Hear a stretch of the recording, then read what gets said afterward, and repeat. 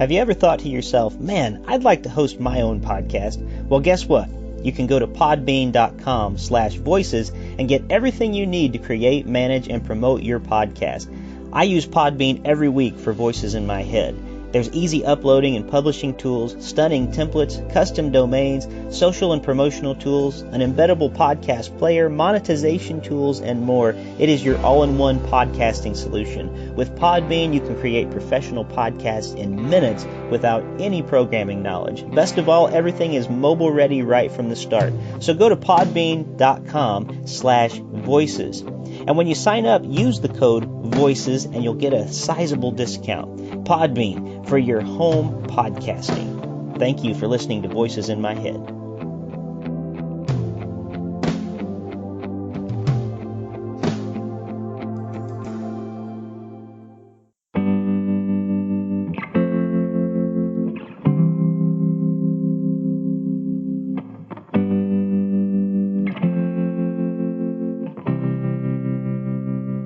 Welcome to Voices in My Head, the official podcast of me, Rick Lee James.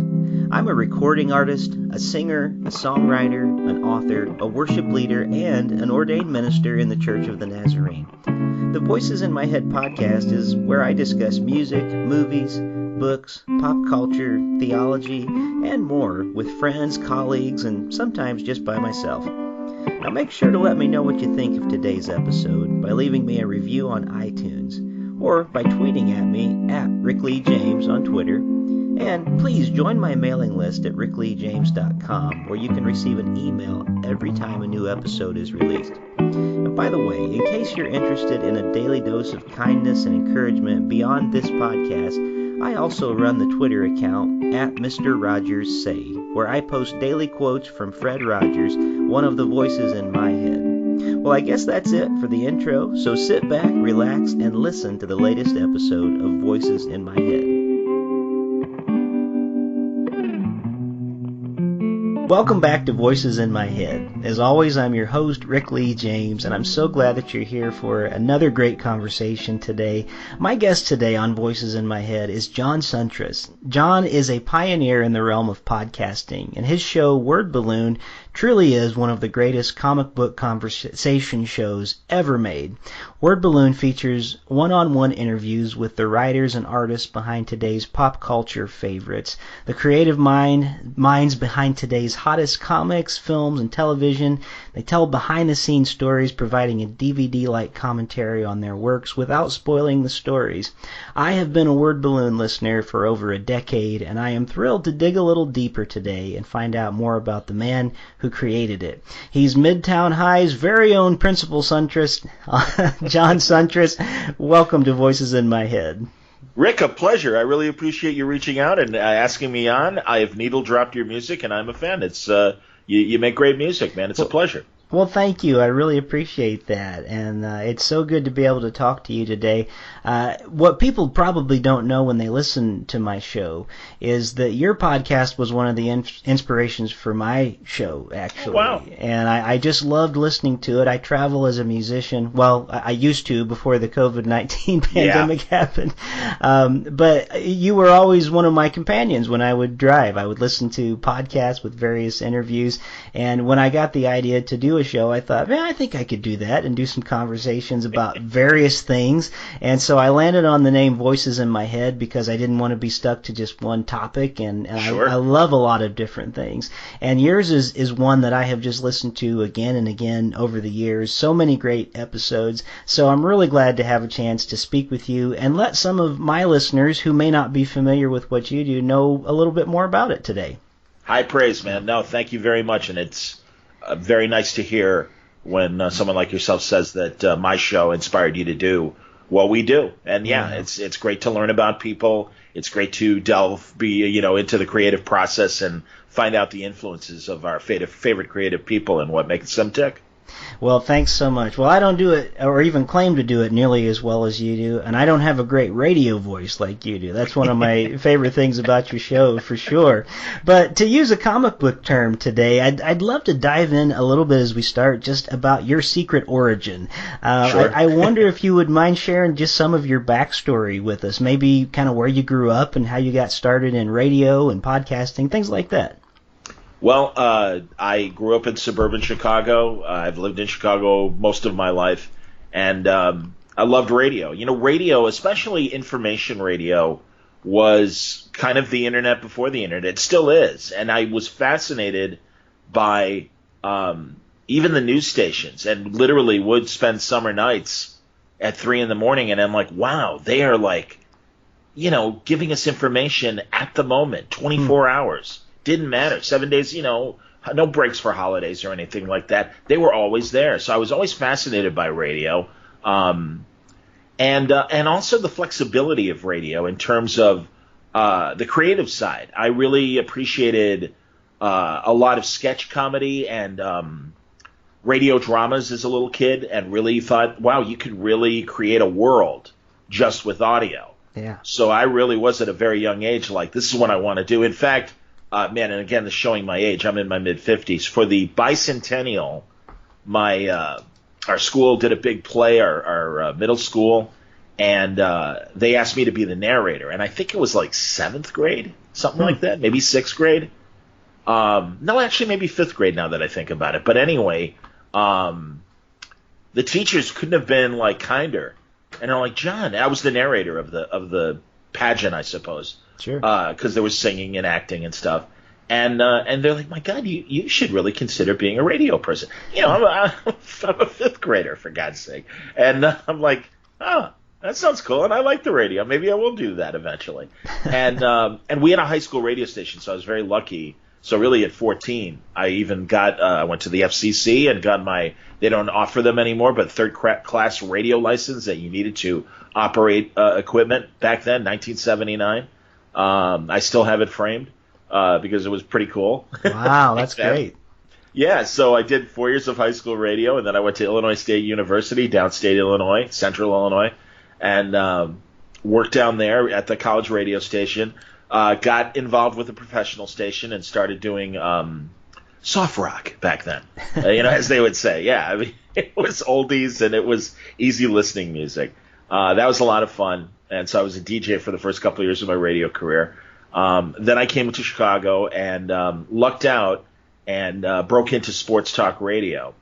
And my particular sport where I really did get to do a lot was boxing, of all things. Sure. And I would go to Vegas and Atlantic City and New York and all over the country and get to cover fights. And this was in the 90s.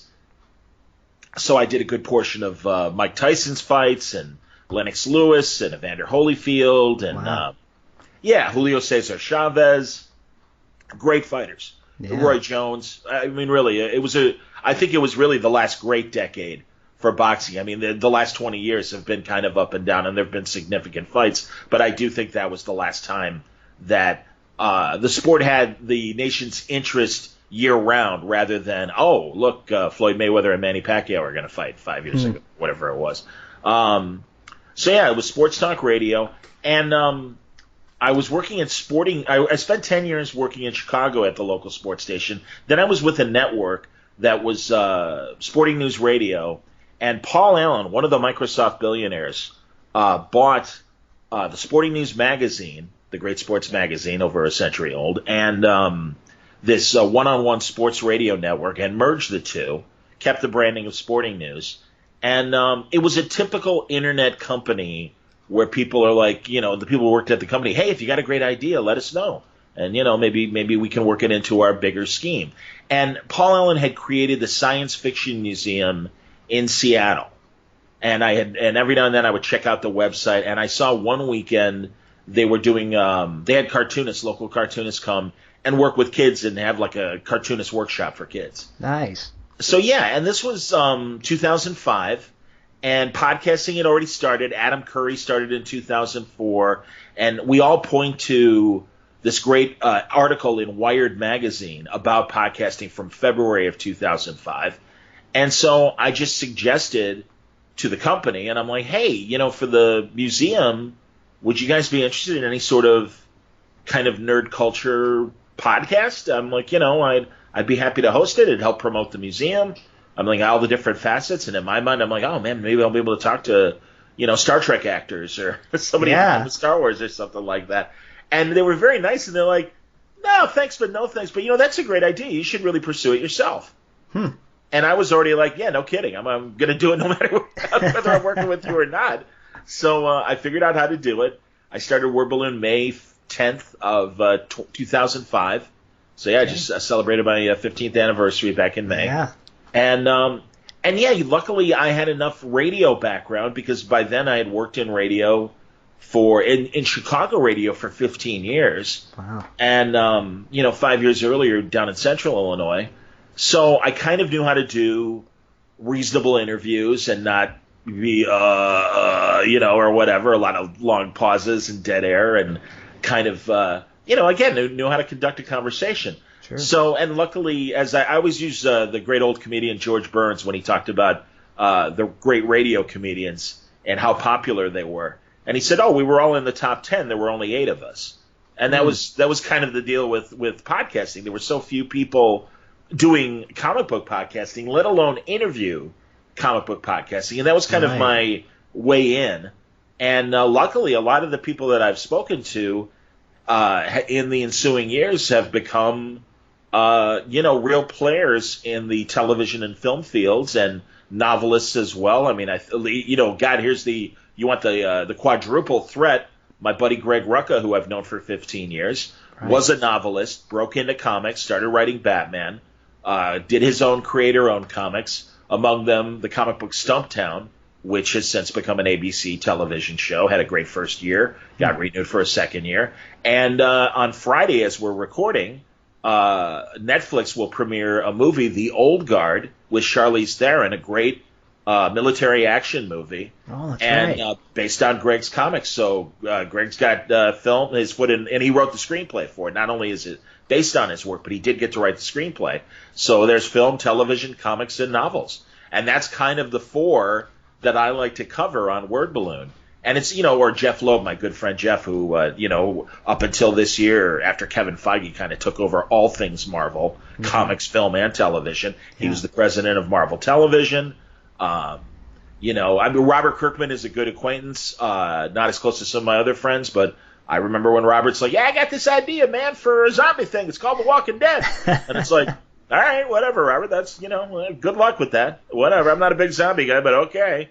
And look where Robert is now. Robert's the he's the George Lucas of zombies, for gosh sake. Exactly, yeah. So and Bendis, of course, my dear friend Brian Bendis is kicking butt and, doing well. I'm trying to keep myself, Rick, because I'm a potty mouth, so I will watch myself for the benefit of your audience and everything. We appreciate it. No problem. Absolutely, man. That's all right. Well, so, there you go. I mean, I started in 2005, and luckily, like I said, there were so few others out there, and luckily, through word of mouth, creator to creator, people were really kind and said, "Oh no, talk to Siuntres. He knows what he's doing." Because, as I always say, the greatest thing and worst thing about podcasting is, and I mean both ends of this, anyone can do it.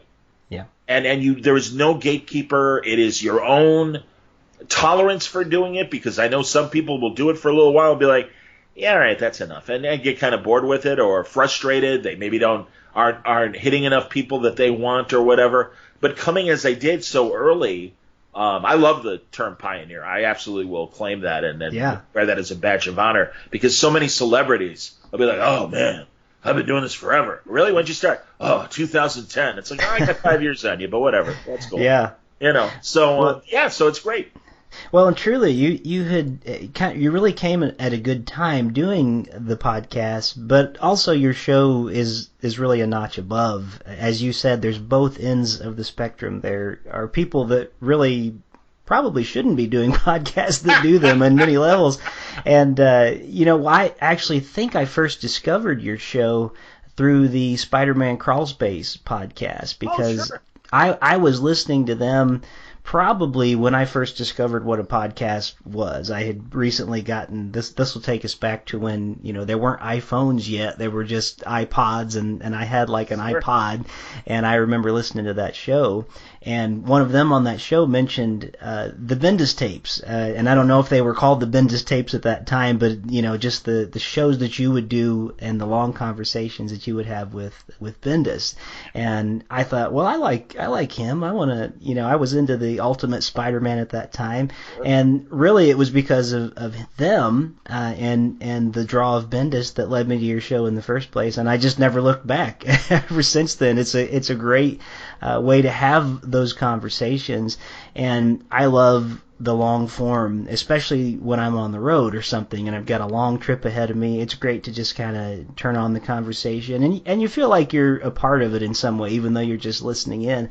And so it was a really great format, I think, that you discovered. The name was great, Word Balloon. It automatically makes you think comic books and the whole genre that you were dealing with in those ways. And so I've just really enjoyed it. Go. I'm sorry, please. No, go ahead. Please continue. More about me. More about you, exactly. No, I want you to feel free to interject for sure. This is very relaxed. All I was going to say is what you like about the show. Years ago, the great film critic Gene Siskel from Chicago, we had a great afternoon radio show, really funny. And both guys are still active in Chicago radio, but are no longer a team. Steve Dahl and Gary Meyer. Okay. And Gene Siskel said the great thing about listening to Steve and Gary in the afternoons when you're driving around is like having two really funny friends in the back seat of your car cracking you up while you're driving. And that really stuck in my head for the really longest time. And it's like, that's the kind of radio show I want to do. And essentially, Word Balloon is the radio show that I've always wanted to do without having the restrictions of having to break every 6 minutes for a commercial break, or even in public radio. I am very, you saw me on camera before we started recording and stuff. Mm-hmm. I'm a big guy. I'm a big, heavy guy.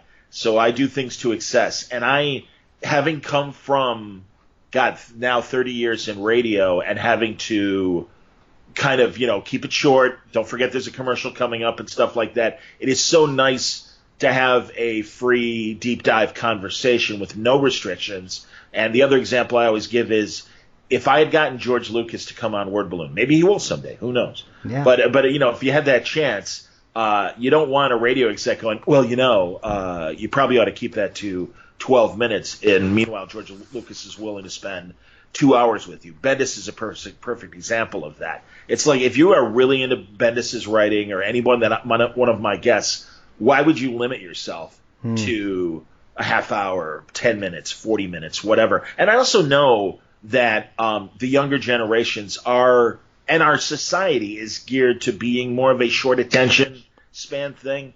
I'm shrugging right now. All I can say is I am like, hey, if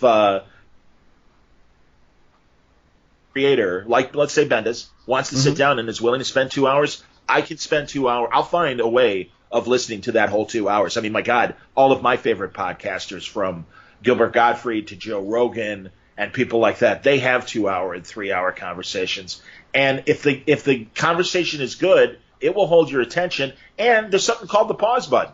Yeah. And I do that all the time. I was running errands this morning, and I'm 30 minutes into a 90-minute Gilbert Gottfried episode. Okay, I'll get back to it when I'm shopping or working out or something like that. So no, it's wonderful. And I just think that there is so little long-form entertainment that is worth listening to. So that's the ambition. So to hear you say that, I'm glad that I am succeeding with you. Well, and you do a great job with the aspect that you give them a chance to talk, too. You're a really good, not only conversationalist, but I think you're a good listener, too, which is so much of what podcasting is when you're interviewing people. 100%. And it probably gives them an outlet that, as writers or people who are in film or so often behind the camera, I'm sure they don't always get a chance to talk about these things the way they would like. They're doing the work, but I'm sure they don't always have a sounding board like that. Again, that's the ambition. I've spent a lot of time in press junkets with actors, and they're very nice people. And this sounds almost condescending, and I don't mean it to, but I have seen and heard enough actors, especially either whether it's episodic television or films, say, well, at the end of the day, the writers really, kind of give me the script and I go with that. And not to say that they don't put themselves into the characters, but I believe the keepers of story are the writers, are the directors, and the artists included in that, from a comic sense as well, because they're the camera. They are shooting the scenes that we see. So the emotions you are looking at when you read a great comic and stuff, that's the artist. And, so I really admire that. And like you say, they don't normally get the forum. And in fact, for the old guard, Greg, the Netflix film that Rucka made, Greg kind of pulled strings with marketing and stuff. And they're like, so you just want to talk to our screenwriter? And I'm like, yeah. I'm like, as much as I would love to meet and have a conversation with Charlize Theron, and I'm sure she's a lovely person, and I've been a longtime fan of her work. But no, I want to know about the story. I want to know, because that's the story. The play's the thing, as Shakespeare said. And it's the truth. I mean, it really is, man. And yeah, I just think, and also the great thing is, comics in particular, and one of the reasons why film and television are taking such notice of them of late, is all the people now that are writing grew up on comics and went from when it was a medium that was geared to children, and then it was geared to kind of a little older children and stuff. And but really, I think the storytelling has evolved, the characterizations have evolved, and they're complex in the best possible way, in the best way that novels are and film and television is. And I want to help, specifically when I do talk to comic people, if in some small way I'm giving them the forum to speak and legitimize what they do. And it's so great. It's been a pleasure, really, in these last 15 years, go from people being like, okay, so you talk about comic books, other adults, and really, as you know, the top shows, the water cooler shows, are the comic book created shows. And like the success of the CW, one of my last full-time radio jobs, it would be great getting office workers at the radio station going, okay, explain Reverse Flash to me. And I'm like, sure, sit down. This is going to take a minute, but no problem. And it was great. And really, God, I really like Gotham. I'm really surprised I like Gotham. Or one of my best friends who did like comics, us growing up, when the Justice League animated series happened, his wife walked in on the two of us watching an episode, and she's like, "You're watching cartoons?" And he's like, "Hun, honest, I know, but like the writing and the acting is just, all I can say is, seriously, this is as like good as any television show right now." And again, the Japanese were already doing it, anime and stuff like that. Thank God the American culture has caught up, and even as you might know in recent interviews, talking to Patrick Schumacher, the showrunner of the Harley Quinn animated series, or James Tucker, who is the supervising writer-producer of the DC animated films. It's like, no, there has really been this evolution, not only in the comics, but also in the TV and film-inspired product. The Marvel Universe speaks for itself. I always quote movies. It's Milo Ventimiglia in Rocky Balboa, the last movie where Rocky's fighting. And he's like, nobody's laughing anymore. And it's like, yeah, nobody's laughing at comic books anymore. They get it. And it's like, no, we really are, meaning all of us comic book fans, we represent the mainstream now. And that's really cool. And it's exciting. And it's a thrill to have gone from when Sin City and Batman Begins were happening, and were well-received movies, but it was kind of the start. I mean, I guess you could say Blade and the Wesley Snipes movies, I think really the start of when the movies really started happening. But yeah, at least when I was thinking about doing this in 2005, those were the movies on my mind, Batman Begins and Sin City. And it's like, no, something's happening right now. And you very rarely catch a wave at the right time. But I think I was fortunate. And with my radio background, was prepared for it. Yeah, it's a really weird thing that has happened over, really, I guess, the last decade, especially once Marvel really blew up, and now everybody is at least comic book hero fan, whether they read the comics or not. Right. And it's so strange that you're exactly right. People that would never have talked to me about subjects that related to anything comic book before, now we just have conversations because they're into it, and some of them have never cracked a comic book before, but they love the movies, and they enjoy the TV shows. And you've got things like The Boys that came on Amazon, shows like that are even not the mainstream. They're more obscure. You have to be a little bit more entrenched in comics to know those things. And now you don't have to be quite as entrenched in comics because they're right there and they're being provided on those platforms. So it's fascinating to see.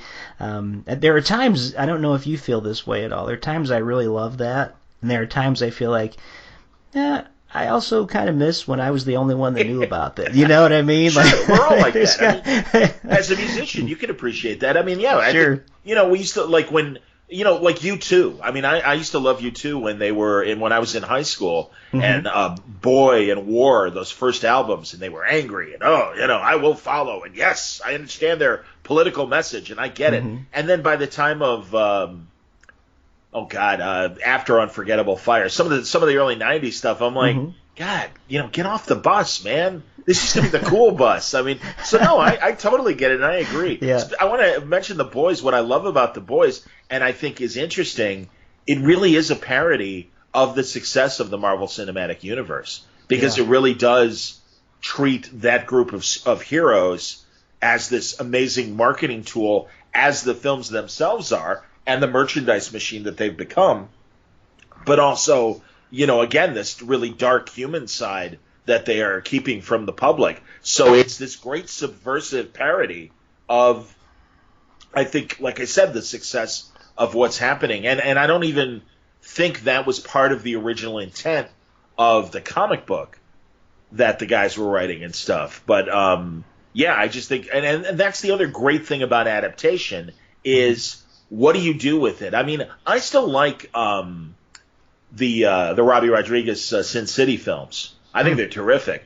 But or Zack, even I'm in the minority, but I like Zack Snyder's Watchmen movie. They're very literate adaptations of the source material. But I kind of like the license to adjust things for a film or television that the successful programs or even the critically accepted programs have been able to do, where they kind of, this, but we're going to change things. God, the Watchmen adaptation on HBO was just fascinating. And, man, that was high stakes because everything, including the Zack Snyder film that has come since the original comic, all of us diehard fans are like, nice try, but you kind of missed the point. I mean, again, that's the minority feeling. Like I said, I think Snyder's film ages quite well, the 2009 Watchmen movie. But again, everyone had to be hip to the idea. And then Lindelof comes along and does those great 9 episodes of the HBO show, and it's like, good for you, man, because that is a tall order. That's one of the greatest comic stories ever. And even Dave Gibbons himself, and I'm so glad, because I remember when before Watchmen came out, the DC prequels that they made about 10 years ago, Dave was very careful with his words and really kept his cards close to the vest in terms of his opinion. I think because of that, you could sense that he wasn't happy that DC was doing it while it was certainly within their rights. He could not say enough great things about the HBO show, and that was really delightful to hear when he was on my show back in December.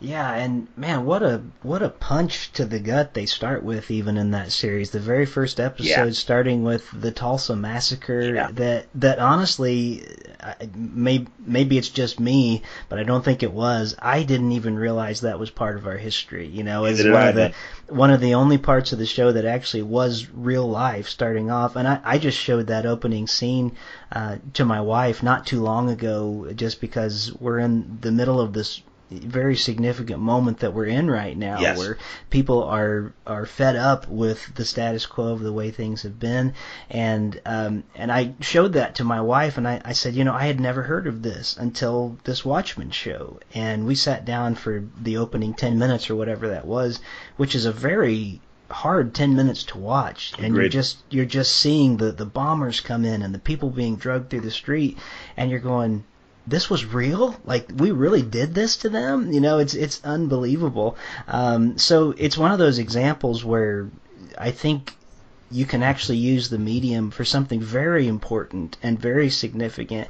And I think partially maybe one of the reasons that there's an appetite for conversation for change right now, I don't know that this is entirely true, but I think it's some true that a lot of people saw programs like that and thought, you know what, we need to have this conversation that we have not had in a long time. And I think that's a powerful tool, that something like, the creativity with the Watchmen story that they did in that series, it can be something very powerful, I think. So I agree, and I also think that thankfully Beyond the Watchmen, a great comic book series from Image by Sanford Greene and Dave Walker and Chuck Brown as well. It's called Bitter Root, and it is an interesting supernatural thing that happens during the Harlem Renaissance. And again, it's these portions of Black history that just were never given a mainstream platform to explore and discover. And this is, I mean, again, these are the positives that are coming out of the zeitgeist in terms of the different people of color telling these stories and having we're always looking for, and I say this in a clinical sense, not to mitigate the sadness of some of these stories, but we are always looking for intense, interesting stories. And I do think that there is a hunger for that, a machine like the Hollywood system, that there's never enough good stories. There's never enough interesting things to explore and exploit in terms of a marketing way, not a crass way when I say exploit. Yeah. And that's the thing. So I do think that thankfully the power brokers recognize that there's a significant demographic that has long been ignored that continues to be a big part of certainly the American culture, but really the global culture of, we have stories as well that you haven't heard, and they would shock you, they would inspire you, they would entertain you at the end of the day. And that's the name of the game. And I do think that it's great that, again, we are reminded of these terrible things that happen. We should be reminded of those. This is no different than Germany coming to terms with its own atrocities over the decades, and any other culture that had a superiority over others. And we can't forget that, because, I mean, I'm a Greek American, so although my ancestors were white, they were immigrants. So, they weren't pilgrims. They weren't the class of the founding fathers, or the ethnicity of the founding fathers. So they had their limitations as well. Not as high as the other people of color or orientation or women, certainly. But I mean, that's the thing. It's like, no, this is what makes America great, is hearing all these different stories. So it's good that all of it's coming to light. And there's another one I was thinking of that is a graphic novel, and I don't know if you came across it, but he might be a great guest for your show if you haven't had him already. His name is Ben Passmore, and he wrote and was actually the illustrator for a book called Your Black Friend. And it's a little short graphic novel that has a lot to do with things that we as white people just don't understand because we're not living it, Right. And yeah. It's the kind of thing that, in the position that I'm in, I can try to get somebody to read a book, on black liberation theology or something because of the field I'm in, but they won't read it, But I could hand them a shorter book, graphic novel like this, and say, hey, if you want to spend 10 minutes and completely have your world transformed by things you've never thought about before, like read Your Black Friend by Ben Passmore, and he's going to enlighten you, in a quick way. So I think there is a lot of power to the medium when it's used properly, and I think that's a really good thing. Well, even as mundane, real fast, like Will Eisner, I don't know if you know, but like between when he created the Spirit in the 40s and into the early 50s, for decades he worked for the government and created this magazine called PS Magazine, because he convinced the military, and specifically, that instead of handing servicemen boring technical manuals explaining things of how to make things or whatever, or build things or proper procedure, put them in comic book form, put a little humor in there. And for decades, he was doing this for the government. And then when he was done with it, he turned it over to Joe Kubert, and Joe Kubert continued to do it. But yeah, no, I mean, that's the thing, man. It's like comics are entertaining.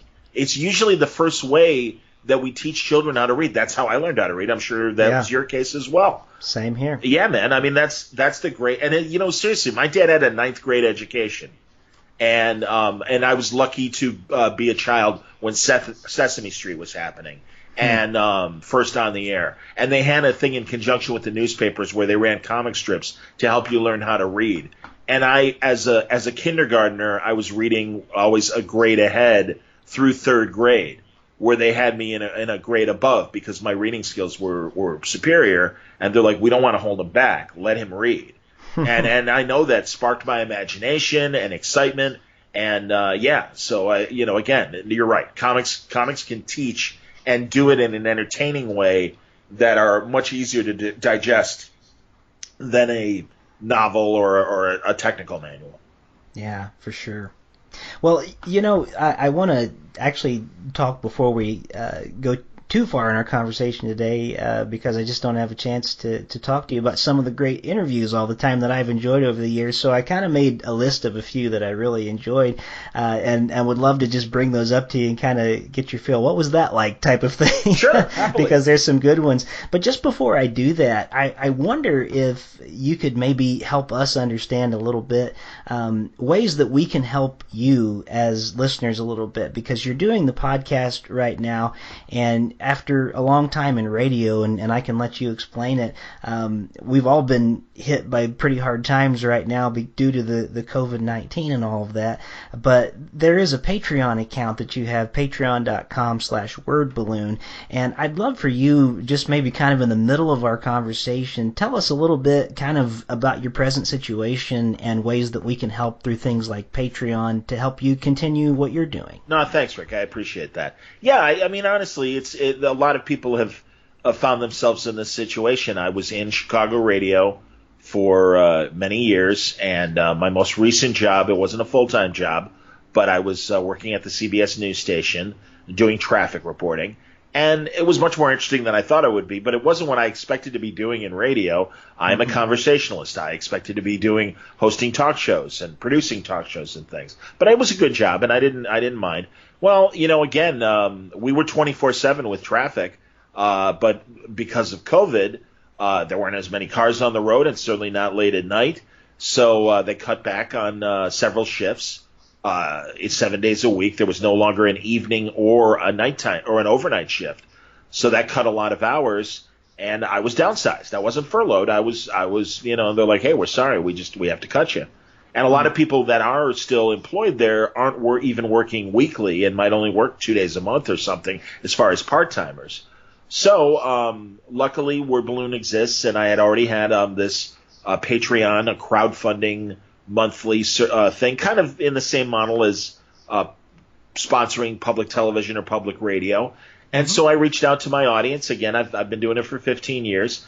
And honestly, it's like, hey, if you can spare $1 a month, if you like what I do, can you spare $1 a month? Can you spare the price of a comic book a month? Is the hours, because even prior to the pandemic, I was putting out about 12 episodes at least a month. And now I'm doing, 4 to 5 episodes a week. So now I'm up to around 20 episodes a month.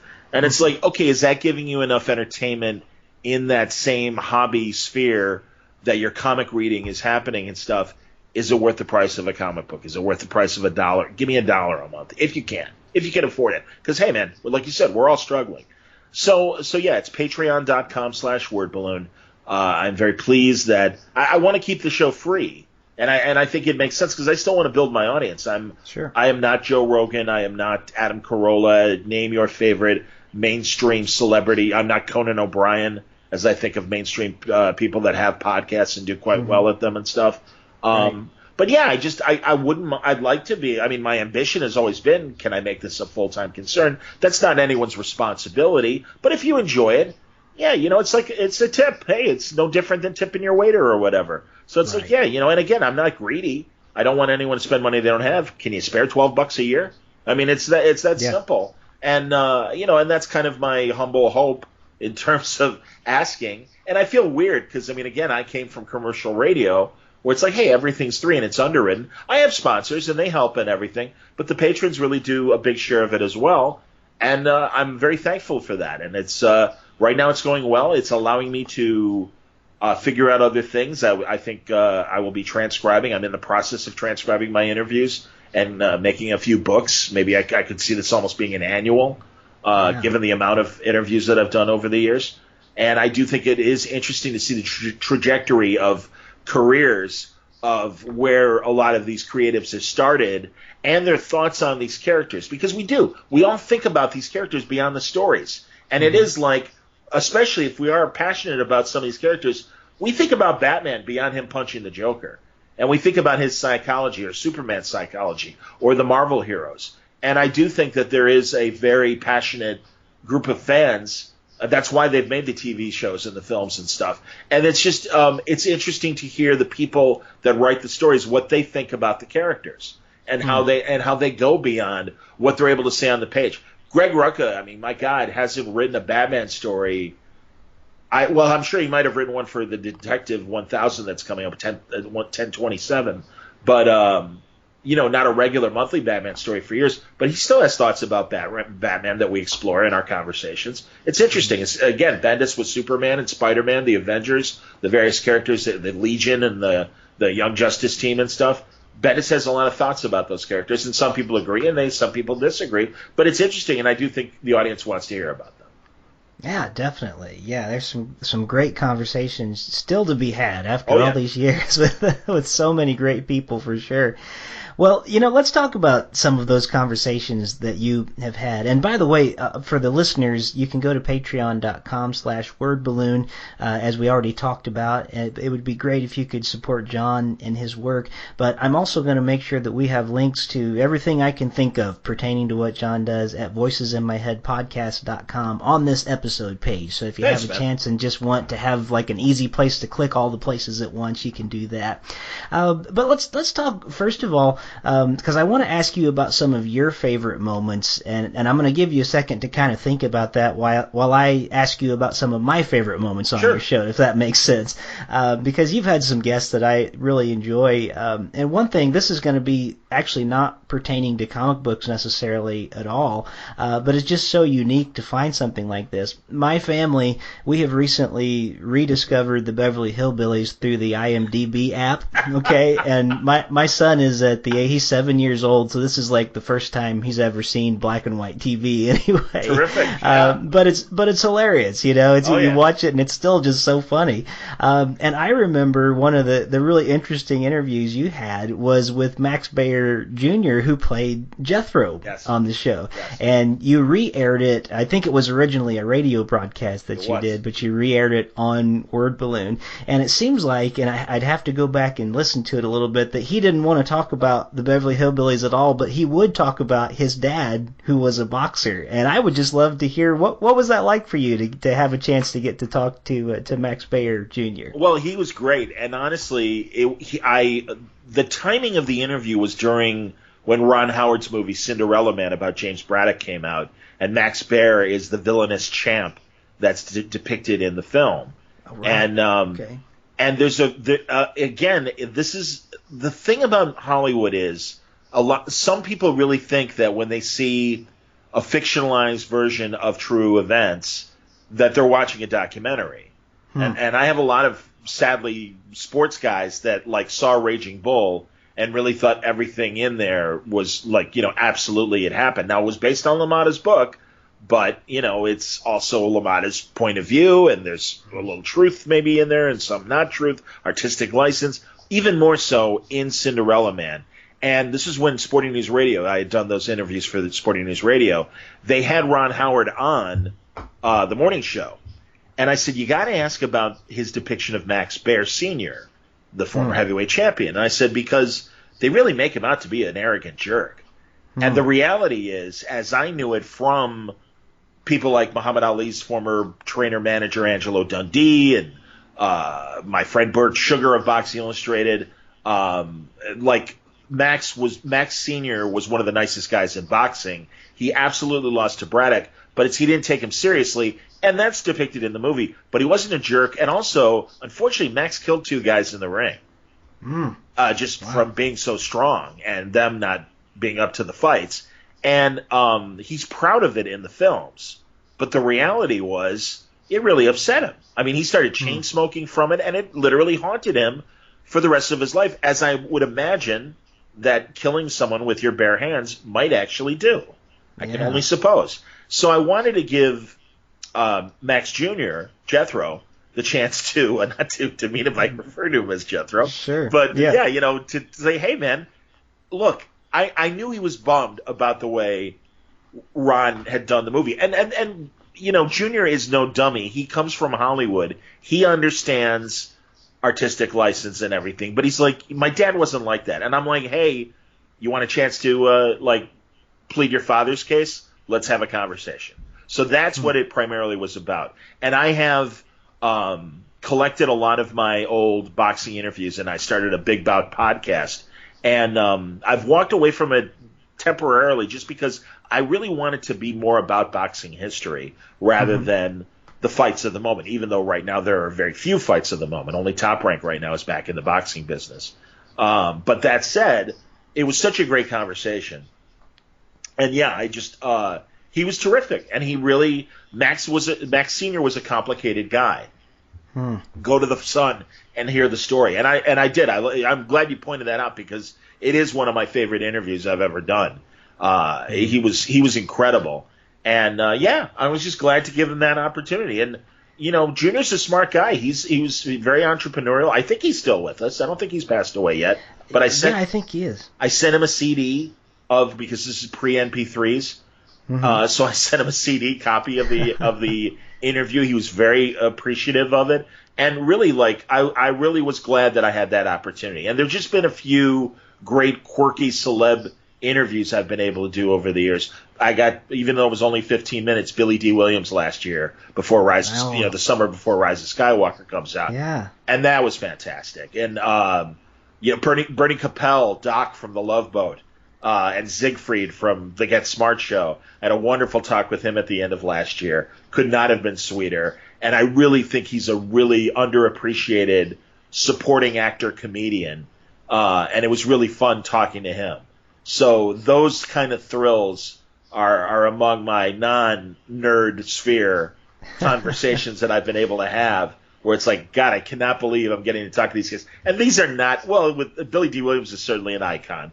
But I would say that, obviously Max Baer Jr., Bernie Capel, there are bigger stars on the Hollywood Walk of Fame than these guys. But I do think they're interesting and they have interesting stories. And I'm glad that I was up to the task of pulling these stories out of them and then having these conversations. Yeah, well, that was definitely a memorable interview for me. It's been a number of years, and I still remember it for sure. Yeah. There's another one I just wanted to mention because I too, it may have actually been you through listening to your show that turned me on to the fact that Dana Gould had a podcast, and I've since listened to every single episode since I discovered it a few years ago. Isn't it a great show? Oh man, it's just one of the best. I talk about great conversations that happen, and it's funny and but you had the chance to talk with Dana Gould, and that would have been great just in itself. But then the fact that he was asked to do a graphic novel adaptation of Rod Serling's original script of The Planet of the Apes, that has to be a memorable moment. 100%, man. No, and again, already appreciated Dana Gould as a stand-up, appreciated him as a comedy writer working on The Simpsons, and yeah, when Boom Studios sent me the press release, hey, we're adapting Rod's original screenplay, and we're getting Dana Gould to do it because, as you know, he's a massive Planet of the Apes fan to the point where, as I'm sure you know, he's got makeup friends in Hollywood. I forget the specific guy, but he actually has a Dr. Zaius full costume and has the face and makes himself up for public appearances as Dr. Zaius, as if Dr. Zaius were like an old Hollywood kind of, ridiculous guy, or as he throws out never find yourself in a gin game with Alan Alda, And it's just like, in those great old Hollywood sort of ways and that you hear on those old interviews and stuff. So, no, that was terrific. And, yeah, like you, I adore his podcast. It's great. He does deep dive conversations. Plus, we'll do these essays of great movies or weird Hollywood stories or weird TV shows.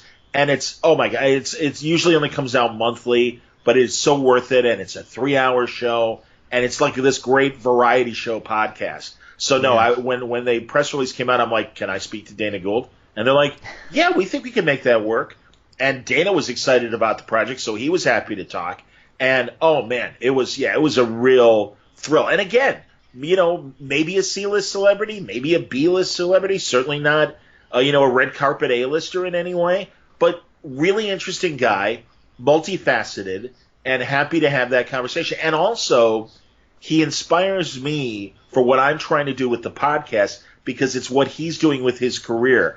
And that is, and you might do it as well as a musician, Rick. I don't know what obstacles you have, but it's essentially make your own opportunities. Mm-hmm. Don't wait around for someone to hand you this dream job. Make it yourself. And he talks about it on his show constantly. And I reminded him of that in our conversation as well. And I'm like, thank you for saying that. Because especially, I'm 55, and I don't feel like it's a death sentence or I'm too old to still be doing what I do. Quite the contrary. It is my experience that allows me to create my own opportunities. And I think that's really, really important for creative people, is do not get down because, and perfect example, losing the radio job in April. And people are like, you okay? Like they were asking me, like emotionally, like, are you okay? I'm like, yeah, actually I am. Because that's not what I got into do radio. I enjoyed the experience, but what I want to do is what I do with the podcast, and that's going fine. And I putting it in movie metaphors, I did a George Bailey, and I'm like, right now I'm out of radio, so if you can help me. And the audience responded. And the comics community responded. Beyond, the audience has been great, but also the pros are all like, hey, we love what you do. What can we do to help? And I'm like, be on the show.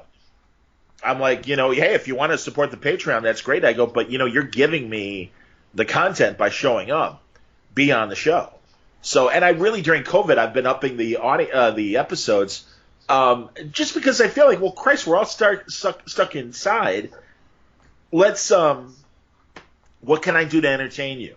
What can I do to take your mind off the 24/7 news cycle of despair that we're subjected to? Not to mitigate the importance of knowing what's going on, both the health concerns and the political demonstrations that are going on, but to say, okay, remember what you like about nerd stuff? I'm here. Don't worry. We'll have a fun conversation. It's going to be fun. Yeah. So there you go. Well, I want to give you a chance too to talk about maybe if there is kind of one of your personal favorite moments, but I'm just going to mention one more of mine. And there's by the way, so many. The ones you've named, I absolutely would put on my list.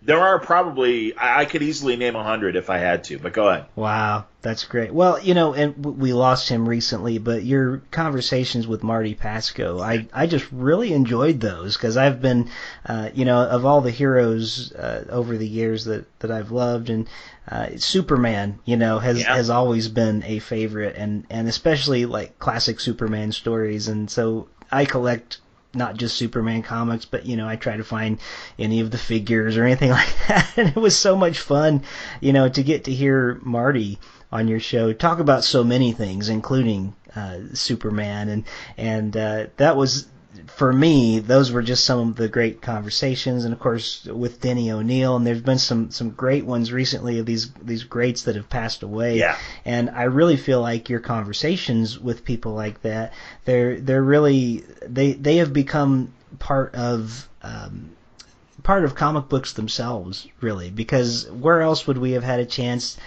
to really hear from them in that way? We have their work, but to just get to hear them in that way, and you gave such a great platform for them. And so I think many of us in the years to come are going to be so appreciative to look back at things like that and go, hey, this is really a historical record, that we have of some really valuable conversations with people, and not just their work, but actually hearing them. So to me personally, those type conversations are just some of my favorites over the years. But I wonder if do you have a personal favorite moment that you just think like, wow, this was the one for me. I can die a happy man now. Well, I honestly, Rick, I am very blessed in terms of there are so many conversations that I've had that I'm like, God, that went well. And again, I don't mean to sound like I'm patting myself on the back. It really is like, oh, thank God I was up to the moment and prepared, and the guest was enjoying themselves, and we really got into an interesting conversation. J. Michael Straczynski, 10 years ago when he was writing Superman, we didn't know at the time, but apparently he had a real health issue where he thought he was going blind. And so he had to pull himself off of the monthly book. I will admit that I was not a fan of what he was doing with the character. I had said a few things on the air, and also I was kind of disappointed not knowing that it was for health issues. It was just all of a sudden he's not writing the monthly anymore. And Right. but because his name was on the overarching year plan story, they handed his Superman story to Chris Robertson, a good friend of mine.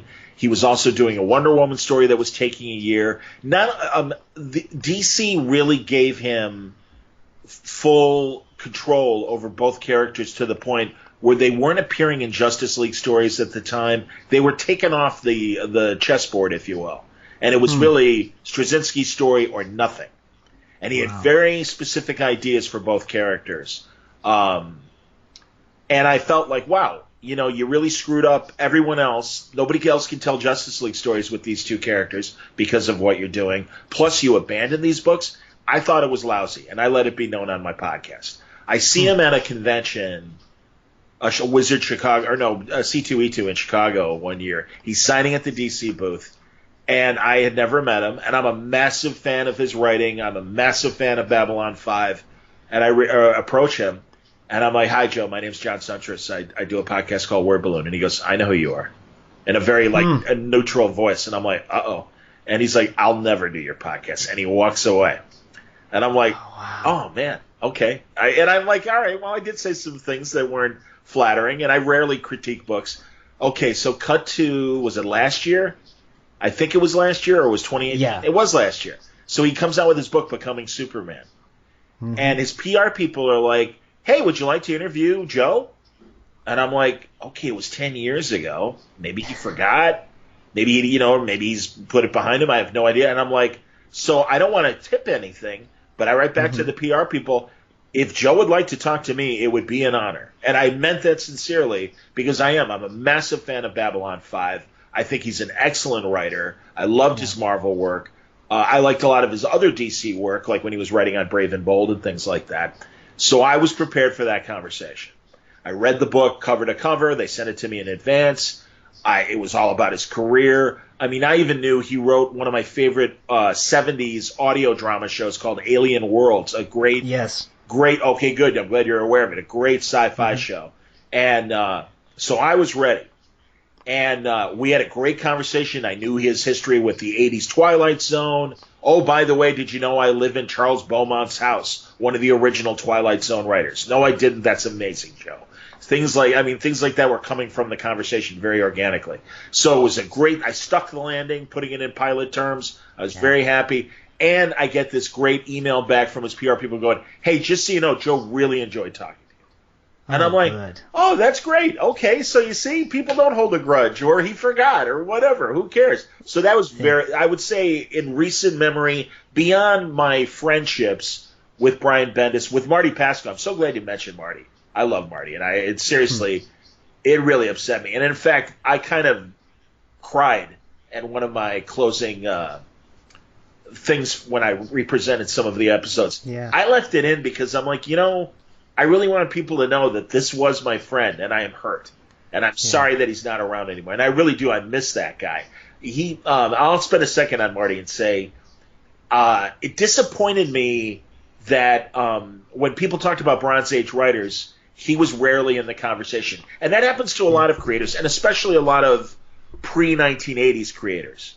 Because I just think the fandom, there was a very fervent magazine fandom, but there wasn't, like certainly the internet, or by the time of the 80s when the magazines like, Amazing Heroes and the Comics Journal and stuff like that, Marty's name was just never in the conversation.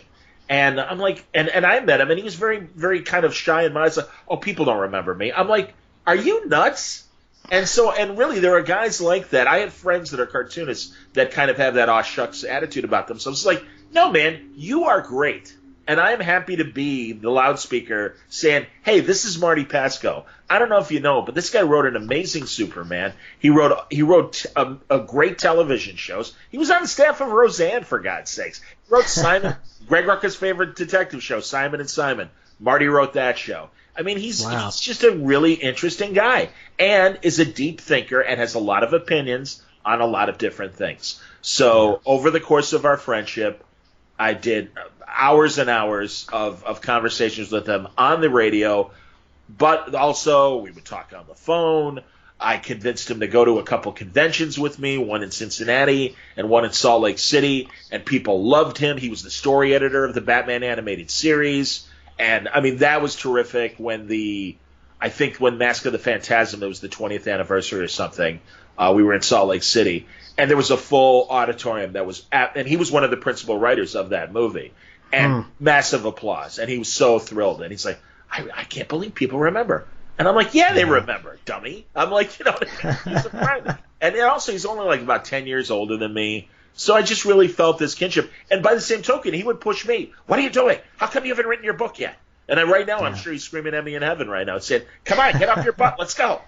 Yeah. But that was great, honestly. And we'd kind of push each other that way. And, man, literally, like I said, last time I had any correspondence with him was at the end of March.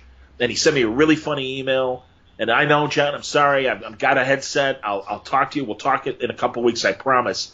And then he passed away. And it's like, and he was kind of sick. I don't know specifics. But yeah, I'm like, damn it. Forgive me. But yeah, I'm just like, so yeah, that sucks. Denny O'Neil, we knew he was sick. I mean, and it was sad, but we kind of knew it was coming. I'm glad I had the opportunity to have so many conversations with him, especially in the last couple of years of his life. But yeah, Marty was a shock and a real disappointment. And I have other acquaintances that I consider friends that are a few years older from that Bronze era. Elliot Maggin, I'm going to talk to him on Wednesday as we're recording this and have a new conversation with him. And yeah, especially during COVID and how seniors are so susceptible, I am kind of making the rounds with the seniors that I know, not only in comics, but also friends and my friends' parents and stuff. Hey, are you okay? And everything. And also, are you bored? Are you stuck by yourself? What can I do to entertain you? Paul Kupperberg is a buddy. And I want him on the podcast, and he had such a bad audio setup. I sent him a headset for his birthday. I'm like, happy birthday. Now we can broadcast normal. Put this on. We're going to talk in a couple of weeks. And I did. I just sent it to him a couple of weeks ago or whatever. So, anyway. So, yeah, there you go. So, yeah, Straczynski, it was a real, 180 degrees of, I guess I'll never talk to Joe Straczynski too. Wow, I got to talk to him. We talked for 90 minutes. I asked him all my Babylon 5 questions and all my Twilight Zone questions in addition to his comic work and his life. And, I was very pleased with that. So, yeah, that's one. But like I said, literally, that's one of 100 that I could easily rattle off. Well, that Straczynski, I always pronounce his name wrong. Straczynski, however you say it. Straczynski. I actually went out and read his book after that interview with him, and my goodness, talk about a man that had been through. It was just heartbreaking. Yeah. The first half of that book. I mean, I was almost in tears at parts. Just couldn't believe some of the abuse he'd been through. Yeah. So I was so glad that he came on your show because that really led me to read his book. it was to find that and to find out more about him. And you're right, it turned out wonderfully. You conducted a great interview with him for sure. And I should have mentioned that one because it certainly was one of my favorites as well. Hey man, like I said, the ones you hit, I completely agree. Yeah. And I'm like, oh yeah, and seriously, like it was an honor to talk to Dana Gould. It was great talking to Max Baer. So yeah, no, and again, Marty, I love Marty, and I miss Marty. Well, that's terrific. Well, and I'm glad you're going to be talking with Elliot S. Maginnis too. You're probably going to at some point talk to him about the Miracle Monday book that he wrote on Superman. Have you read that one? Oh yeah. Oh no, I read. Yeah. Well, I'll be honest. I like Miracle Monday fine, but for me, Last Son of Krypton, the first book he wrote, even more so. I thought the same thing. Yeah. Oh, that's great because man, I'll tell you that one scene where Superman is just in some sort of like fever dream, and Lex pulls him out of it. And he's like, and he even like was able to like in this fever dream have a conversation with Jor-El or whatever, and Luthor's like, I saved you, I can't believe I saved you, and he's like, actually, I think you finally beat me, because he took him out of this like moment with his father and everything and his parents, and and also just what I loved about it was all the Bronze Age, both books, Miracle Monday as well, but all the great stuff about the Bronze Age depictions of Superman. But they really were written for a mainstream adult audience. Yeah. So, and I mean, like, and that's why, like, even Lex and Superboy being friends. And that's it's a shame that the current continuity has eliminated that, or I don't even know where we are with that, because Jeff Johnson's put it in slightly. I don't know if Brian acknowledges that or not. It doesn't matter. But it's a shame because that's kind of cool in that same way that Jason Todd and Bruce have that relationship where it's like this is the hero's great disappointment, and that like my favorite scene in the Great Kingdom Come comic book that Mark Waid wrote and Alex Ross drew, when they're in Planet Krypton, like Planet Hollywood, all in their civilian guises, and it's Clark, Lois, or Clark, Diana, Wonder Woman, and Bruce, Batman having lunch or whatever, and Batman's keeping all the villains, and Clark goes, hey, how's Luthor? And he goes, oh, I caught him the other day sneaking into the Batcave trying to hack the computer and stuff. And he says hello. And Superman brightens up and goes, really? And Bruce goes, no. And that's what I love. It's like, no, you dummy. Of course not. Yeah. But Superman wants to think of the good in everybody. So even there's like always this like hope in Superman that one day he and Lex will be friends and he'll like figure that out again. But again, it's that kind of deep thinking about the characters. Again, I love that stuff. The one my broken record of late, and I've been saying this for years, is the crazy relationship between Ben Grimm, the Thing, and Dr. Doom. Because it goes, their rivalry goes back, or not even a rivalry, but their hatred from each other stems from that same period of Reed and Dr. Doom being in college together. Because Ben was in college too, but Ben was the big man on campus, the football star, and Reed and Doom were the science nerds.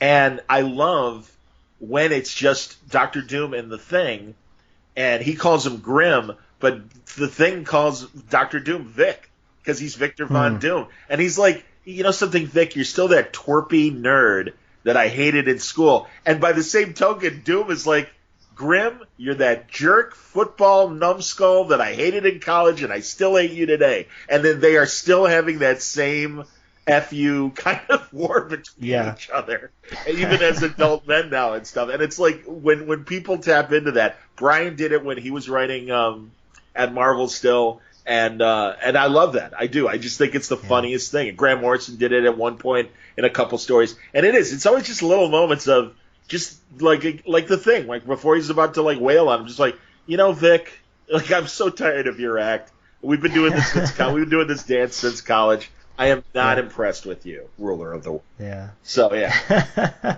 Well, man, there's, now that we're actually diving into actual comic conversation, I feel like we could go on and on, but you have been so generous with your time, and I really appreciate it today. I do want to ask you about one final thing before we end our... Whatever works for you time-wise, man. I don't want to keep you forever either, but I'm sorry, I ramble. I apologize. No, this is, you know what? It's why I love your show and I really enjoy it. It makes for a really easy interview when the guest talks, for sure. But no, again, it's just it's the John Siuntres fan club here today for sure. So I'm enjoying every word of it. Thank you. But I did just want to, as we start closing out Yeah. on my end of the show today. How cool is it to actually be a character in the Marvel universe it's ridiculous. as Principal Siuntres? I wonder if, because I mentioned that at the beginning of the show and we didn't really go into Sure. it there, I wonder if you could enlighten our listeners a little bit about that and kind of how it came about. It was the most delightful surprise and gift that Brian Bendis could ever give me. It started when Stuart Immonen was still drawing the book, and the character initially didn't look like me, but was named after me. And it was when in Ultimate Spider-Man, when Peter Parker was still Ultimate Spider-Man before the creation of Miles Morales. But I did make a cameo with Miles. But yeah, it was insane to the point where after Ultimatum, I believe, was the event that the massive flood and tidal wave that like wiped out a lot of New York, and some of the X-Men were displaced, and I'm blanking on. I know Iceman was one, and I don't remember if it was Firestar or if it was Kitty Pryde. Maybe it was Kitty, but they like had nowhere to go, so because the X-Men, the Xavier's mansion was wiped out, and so they stayed with Peter, and so Aunt May had to go to the school and like let the principal know that Peter's cousins need to be enrolled in the school, and it's this great intense scene that goes on for a couple pages, and it's great because it's so classically comic booky, where Principal Siuntres leans into Aunt May and goes, "Look, I don't know what's going on. I don't know if your nephew is or isn't Spider-Man, and frankly, I don't want to know because I've got a school to protect and a student body to protect."